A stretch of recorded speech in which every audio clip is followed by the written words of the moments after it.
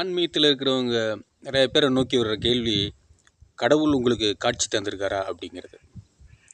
அல்லது ஆன்மீகத்தில் ஈடுபடுறவங்க நிறைய பேர் என்னுடைய நோக்கம் கடவுளை தரிசிக்கிறது, கடவுளுடைய காட்சியை தரிசிக்கிறது அப்படின்னு. சரி, இப்போ சிற்றின்பம் பேரின்பம் அப்படின்னு சொல்கிறோம். சிற்றின்பம்னா என்ன?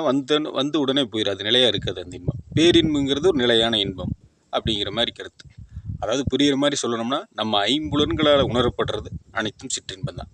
கண்ணால் காண்பது, காதால் கேட்பது, நுகர்வது, நான் ருசிப்பது, தொடு உணர்வு, இப்படி எல்லாமே சிற்றின்பம். அது நிலையாக இருக்காது, வந்து உடனே போயிடும்.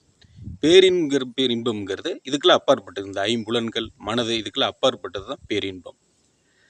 சரி, கடவுள் காட்சி அப்படிங்கிறதுக்காக விருப்பப்பட்டால், காட்சிங்கிறது நீங்கள் உங்கள் கண்ணால் உணர்வது, அப்போ அதுவே சிற்றின்பம் தான்.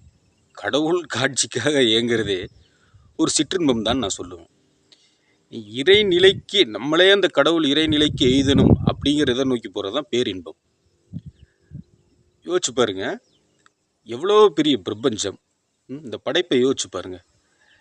எத்தனை உயிரினங்கள், எத்தனை கோள்கள், எத்தனை சூரியன்கள், சந்திரங்கள், நட்சத்திரங்கள், இவ்வளோ பெரிய பிரபஞ்சம் நம்ம அறிவுக்கே எட்டாது.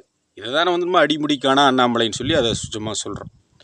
அப்போ நம்ம அறிவுக்கு எட்டாத அளவுக்கு நம்ம புலனறிவுக்கு அப்பாற்பட்டு இந்த பெரிய பிரம்மாண்டமான பிரபஞ்சம், அதையே இறைவன் படைச்சிருக்காரு.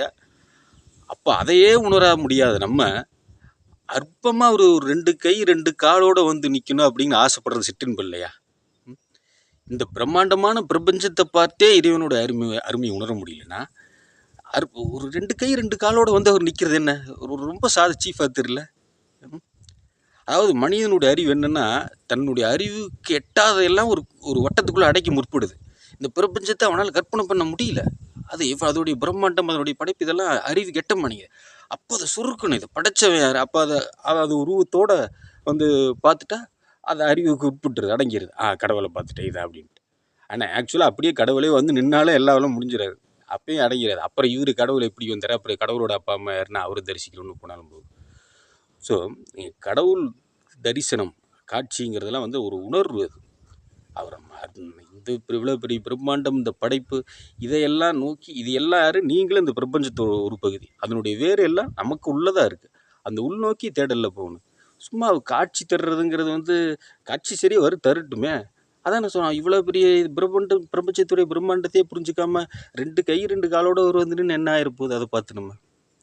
அதுவும் சிற்றின்பம் தான். கடவுளுடைய காட்சிக்கு ஏங்குறதும் ஒரு சிற்றின்பம் தான். அந்த இறைநிலைக்கு நோக்கி நம்மளே அந்த இறைநிலைக்கு போகணுங்கிறது தான் பேரின்பம். அப்போ தான் அந்த பேரின்பம் கிடைக்கும்.